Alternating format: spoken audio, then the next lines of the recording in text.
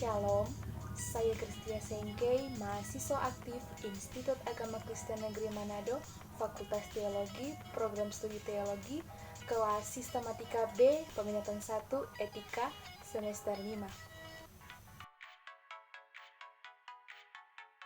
Sudah saatnya bagi kita untuk bergerak menyelamatkan lingkungan hidup. Ada beberapa perilaku kita yang justru dapat mengakibatkan perubahan iklim. Tentu saja, kadang hal ini dilakukan tanpa kita sadari. Oleh karena itu, kita butuh membiasakan sebuah gaya hidup yang mampu memberi dampak positif, baik untuk kondisi lingkungan maupun ketersediaan energi. Sulit memang jika tidak dibiasakan. Sebenarnya mungkin kita sudah mengetahui 5 di antaranya, seperti yang pertama, membuang sampah pada tempatnya. Sampah-sampah yang menumpuk dapat menjadi serangan penyakit. Hal ini dikarenakan virus dan bakteri-bakteri lainnya menyukai tempat-tempat yang sangat kotor dan bau untuk berkembang biak. Oleh karena itu, buanglah sampah pada tempatnya agar tidak menjadi sarang bagi virus dan bakteri.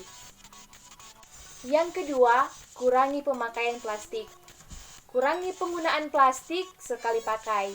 Emisi karbon yang dihasilkan cukup tinggi, baik dari segi produksi juga pembuangannya. Oleh karena itu, gunakan kemasan selain plastik, terutama kantong plastik. Rubahlah kebiasaan untuk tidak mengandalkan kantong plastik, terutama saat berbelanja. Sebagai gantinya, belilah tas yang digunakan kembali. Sehingga pada saat berbelanja, gunakan tas yang bisa digunakan kembali agar lebih ramah lingkungan. Yang ketiga, tidak membuang-buang makanan. Sisa makanan yang terbuang dapat mempengaruhi iklim.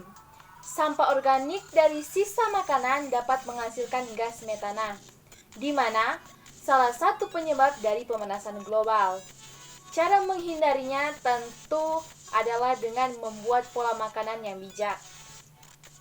Seperti tidak lapar mata atau pada saat membeli makanan di luar. Berpesanlah pada penjual untuk tidak perlu memasuki menu yang tidak disukai. Yang keempat, hemat energi. Ini mungkin salah satu hal yang kita lakukan tanpa sadar. Di era milenial ini, pemakaian energi kita bisa jadi cukup tinggi. Semuanya serba online, sehingga kita terus terhubung dengan listrik. Sebenarnya ada beberapa cara mudah untuk membiasakan diri hemat energi. Jangan lupa untuk selalu memadamkan lampu penerangan jika tidak digunakan. Begitu juga dengan mencabut sambungan kabel yang tertancap. Hentikan membiarkan televisi atau alat elektronik lain berada di posisi standby, padahal jarang digunakan. Kenyataannya, kebiasaan-kebiasaan buruk ini memang masih sering kita lakukan. Tapi, jika sudah terbiasa, kita akan dengan otomatis melakukannya tanpa perlu diingat. Dan yang kelima, ruang terbuka hijau. Kita bisa memulainya di rumah, terutama jika kita memiliki taman meski kecil.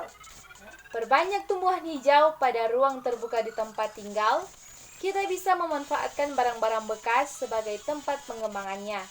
Secara ilmiah telah terbukti bahwa tumbuhan 8 kali lebih efektif dalam menyerap polusi udara. Memanfaatkan barang bekas tak terpakai juga sangat baik, karena kita juga telah mengurangi produksi sampah.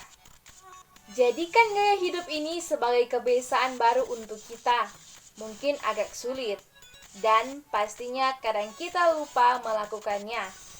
Namun, semuanya bisa dijalankan sedikit demi sedikit. Memulai dengan langkah-langkah kecil akan membuat kita terbiasa untuk menjalankannya. Marilah kita selamatkan bumi kita di era 4.0 ini dengan menjaga alam agar kelestarian terjaga. Lingkungan yang bersih adalah orang yang memiliki pola pikir maju. Belajarlah mencintai bumi karena tidak ada sesuatu yang lebih indah dibandingkan dengan keasrian lingkungan. Kalau bukan kita yang selamatkan bumi, siapa lagi? Semoga video ini bermanfaat dalam kita menyelamatkan bumi kita. Terima kasih yang sudah menonton. Tuhan Yesus memberkati. Shalom. Selamatkan bumi, selamatkan kehidupan.